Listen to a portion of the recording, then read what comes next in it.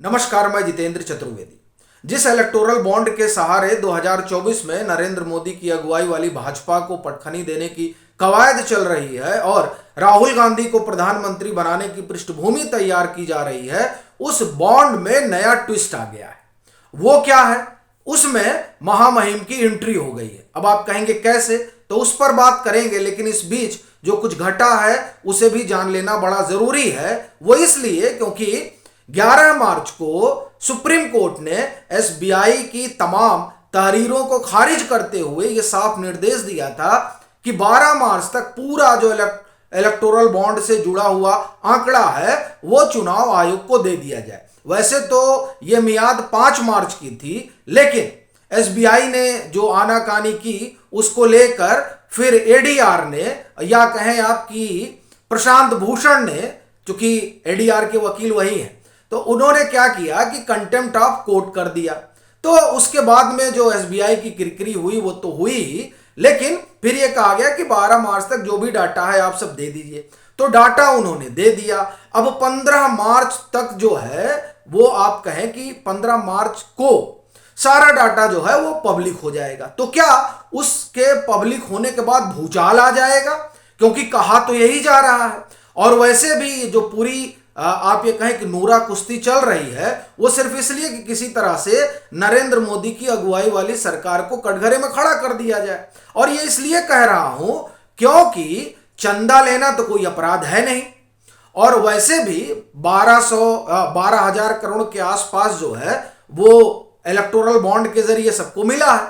उसमें 6,500 करोड़ आप कह दीजिए कि भाजपा को मिला है।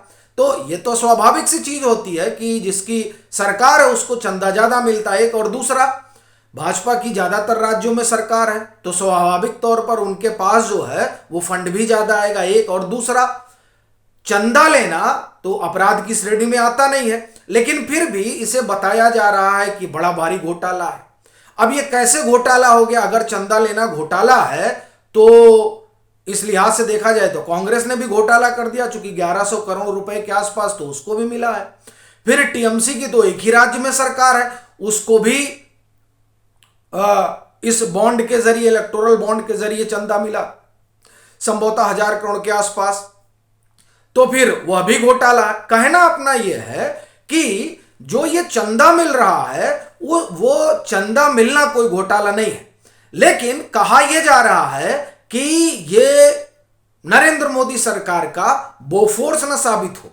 पर सवाल यह है कि अगर राफेल साबित हो गया तो कहने का अपना मतलब यह है कि जिस इलेक्टोरल बॉन्ड के पब्लिक होने के बाद राहुल गांधी को प्रधानमंत्री बनाने की जो पूरा जो ताना बाना बुना जा रहा है, कहीं ऐसा ना हो कि 15 मार्च को वो सब फुर्र हो जाए, क्योंकि कहानी कुछ और ही निकल कर आ जाए। और इसलिए भी कह रहा हूं कि कुल खेल यही है कि अडानी से कितना पैसा मिला, और अगर उसमें यह पता चल गया कहीं कि अडानी से तो कांग्रेस को भी पैसा मिला, चूंकि एक समय में छत्तीसगढ़ में कांग्रेस की सरकार हुआ करती थी, अभी 2023 में जो चुनाव हुआ उसके ठीक पहले, और फिर जो है राजस्थान में गहलोत साहब की सरकार हुआ करती थी, और वहां किस तरह से जो औद्योगिक घराने हैं उनकी अपनी भूमिका थी वो सबने देखा।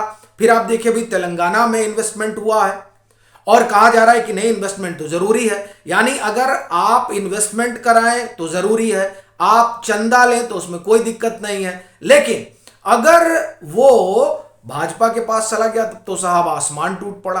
खैर, तो 15 मार्च की आप ये कहें कि इंतजारी हो रही है बड़ी बेसब्री से, क्योंकि उसी के बाद तो राहुल गांधी को प्रधानमंत्री बनाने की जो मुहिम चल रही है वो परवान चढ़ेगी।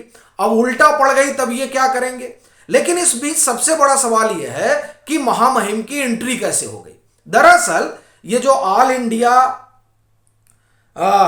सुप्रीम कोर्ट बार एसोसिएशन है, ऑल इंडिया, उसने जो है एक आप ये कहें कि पत्र लिखा है, और वो पत्र जो है उस पत्र ने भूचाल ला दिया है, और उसी वजह से कहा जा रहा है कि इसमें महामहिम की एंट्री हो गई। अब वो पत्र क्या कह रहा है वो आप सुनिए।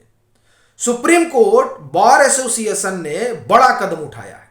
संगठन की ओर से राष्ट्रपति द्रौपदी मुर्मू को पत्र लिखकर इलेक्टोरल बॉन्ड से जुड़े हुए फैसले को रोकने के लिए प्रेसिडेंशियल रेफरेंस की मांग की गई है। ये राष्ट्रपति का अपना अधिकार होता है जिसमें वो जो है सुप्रीम कोर्ट से सलाह मशवरा कर सकते हैं। तो उसी में कहा गया कि आप जो है इस पर जो है फैसले पर रोक लगाइए प्रेसिडेंशियल रेफरेंस के तहत।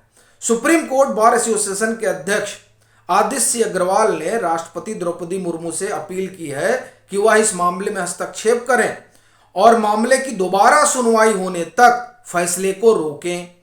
बार एसोसिएशन, बाकी अब ये कहा जा रहा है कि साहब बार एसोसिएशन कैसे चला गया और क्या इसके जरिए वो जो तमाम चीजें पब्लिक होनी है उसको रोकने की कवायद चल रही है और क्या इस कवायद के पीछे सरकार लगी हुई है, ये भी कहा जा रहा है। जैसे पहले एक नैरेटिव बढ़ा गया कि देखिए एसबीआई जो है कुछ बताना नहीं चाहती है, इसलिए एसबीआई जो है वो आनाकानी कर रही है। जब ये नरेशन गढ़ा जा रहा था और उसी नरेशन के तहत जो है कंटेम्प्ट ऑफ कोर्ट का मामला लेकर एडीआर पहुंचता है, प्रशांत भूषण इनके वकील हैं, तो वहां पर बात ये निकल कर आती है कि एसबीआई ने कहा कि साहब हम तो ये स्पष्ट करने में लगे हुए हैं कि कौन डोनर है और कौन रिसीवर है, इसीलिए हमने आपसे समय मांगा है।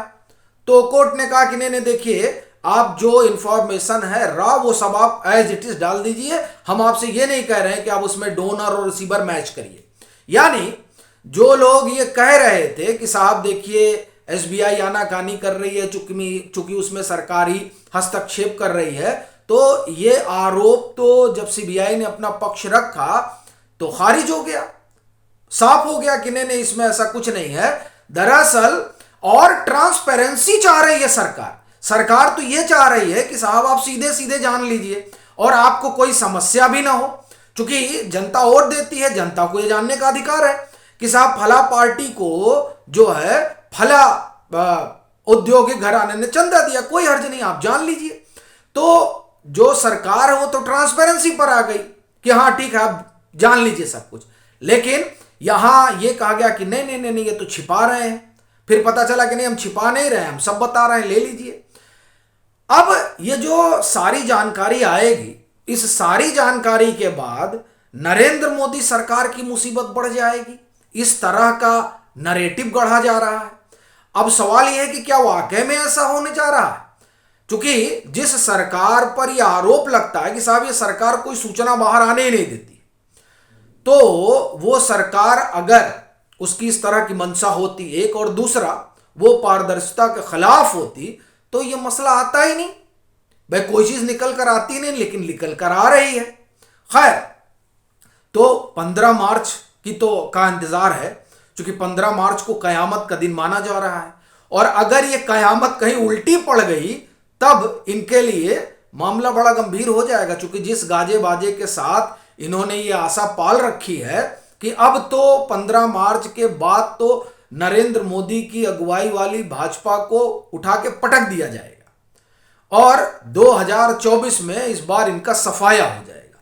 लेकिन कहीं ये मामला जो है अगर उल्टा पड़ गया और ये बोफोर्स की बजाय राफेल हो गया और 2019 दोहरा गया, तब क्या करेंगे? ये सबसे बड़ा सवाल है। लेकिन अब इस बीच जो ये बार एसोसिएशन के अध्यक्ष ने पत्र लिखा है, वो पत्र बड़ा कौतूहल का विषय बन गया है, और फिर उसे लेकर भी ये सवाल उठने लगा है कि क्या ये भी कोई एक साजिश तो नहीं है इस कागज को रोकने की।